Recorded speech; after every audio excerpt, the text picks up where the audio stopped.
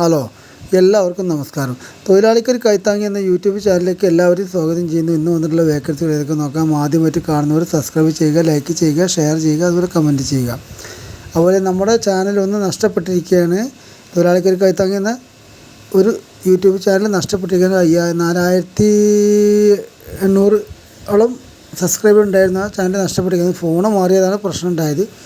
Phone complaint, display പോയി, വേറെ phone മാറ്റിയപ്പോഴാണ് സംഭവം ഉണ്ടായത്. അപ്പോൾ അതുകൊണ്ട് ആ 4800 എന്നുള്ള രീതിയിലുള്ള സബ്സ്ക്രൈബുള്ള തൊഴിലാളിക്കൊരു കൈത്താങ്ങ് ആരും സബ്സ്ക്രൈബ് ചെയ്യേണ്ട. ഇത് മാത്രം സബ്സ്ക്രൈബ് ചെയ്യുക. അതിലൂടെ വേക്കൻസി വരുന്നതല്ല എന്നുള്ള കാര്യം പ്രത്യേകം അറിയിക്കുന്നു കേട്ടോ. പിന്നെ കാണുന്നവരൊന്ന് ലൈക്ക് ചെയ്ത് കാണുക. അത് കണ്ട് നിങ്ങൾക്കും ഗുണമാണ്, എനിക്കും ഗുണമാണ്. കാരണം നിങ്ങൾക്കുള്ള ഗുണം എന്ന് പറഞ്ഞു കഴിഞ്ഞാൽ ലൈക്ക് ചെയ്ത് കാണുമ്പോൾ നിങ്ങൾക്ക് പെട്ടെന്ന് നോട്ടിഫിക്കേഷൻ വരും. ലൈക്ക് ചെയ്ത് കഴിഞ്ഞാൽ എനിക്കുള്ള ഗുണം എന്ന് പറഞ്ഞു കഴിഞ്ഞാൽ എനിക്കൊരു പ്രചോദനമാകും. കാരണം നിങ്ങളിലേക്ക് കൂടുതൽ വേക്കൻസി ഇട്ട് തരാൻ കേട്ടോ. ഓക്കെ, അപ്പോൾ തുടർന്നുകൊണ്ടുള്ളൂ. നമ്മളൊരു വടിയെടുത്ത് ചൂണ്ടുവിരൽ നിർത്താൻ ശ്രമിച്ചാൽ താഴോട്ട് നോക്കി ചൂണ്ടുവിരൽ അതിങ്ങനെ നിർത്താൻ ശ്രമിച്ചാൽ ഒരിക്കലും നിൽക്കില്ല. എന്നാൽ ആ വടിയിലോട്ട് മാത്രം നോക്കി നിർത്താൻ ശ്രമിച്ചാൽ നിൽക്കും. അതുപോലെയാണ് നമ്മുടെ ജീവിതം. നമുക്ക് പല പ്രശ്നങ്ങളും ഉണ്ടാവും.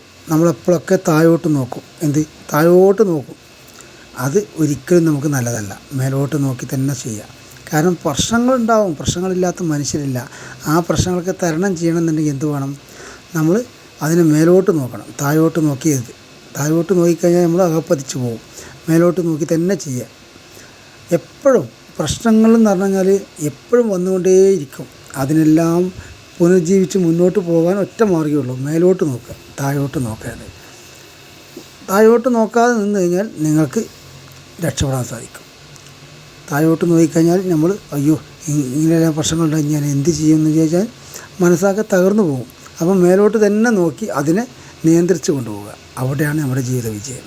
Okay, thank you.